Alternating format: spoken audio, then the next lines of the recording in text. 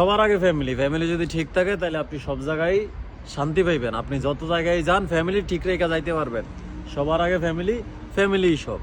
গ্রামের সহজ সরল মানুষের এই স্বীকারোক্তির পরে আপনার কাছে মনে হইতেই পারে তার কথাবার্তা ভালো, সে আপনার আইডল, তার আপনি আইডোলজি মানতেই পারেন, কিন্তু সেই ব্যক্তির ভিতরে কি, এটা তো আসলে সোশ্যাল মিডিয়া যোগ, একদিন না একদিন বাহির হয়ে যায়। পৃথিবী কিন্তু গোল, একদিন না একদিন বাহির হয়ে যাইবই। আপনি যত কিছুই করেন ধামাচাপা কিন্তু দিতে পারবেন না। নিজের বউরে অস্বীকার করবেন, পারবেন না। নিজের পোলাপানরে অস্বীকার করেন, পারবেন না। নিজের বাপ মারে পরিস্থিতিতে লজ্জা লাগে আপনার, পারবেন না। এক সময় না এক সময় আপনার কুকীর্তির ফল বাহির হইবই।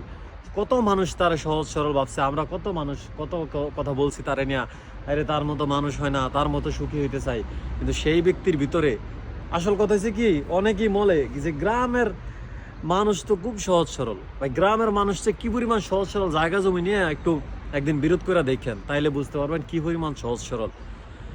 যে খ্যাতি অর্জন করার পরে বাপমার ভরণ পোষণ দূরের কথা, বাপমারে পরিচয় দিতেই লজ্জা লাগে, সে মানুষগুলোর আপনি কি মনে করবেন?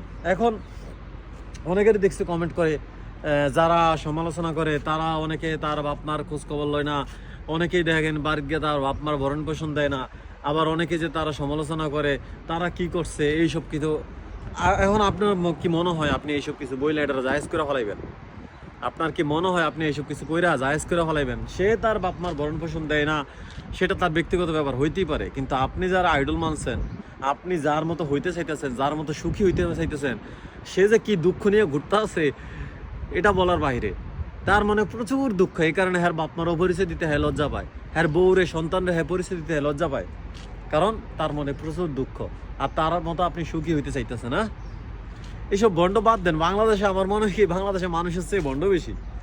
বাংলাদেশে মানুষের চেয়ে ভণ্ড বেশি, এরকম মনে হইতেছে যে যারে ভালো মনে করে মানুষ দেখা যায় তার ভণ্ডামি বাড়িতেছে, যারে ভালো মনে করে মানুষ তার ভণ্ডামি বাড়িতেছে।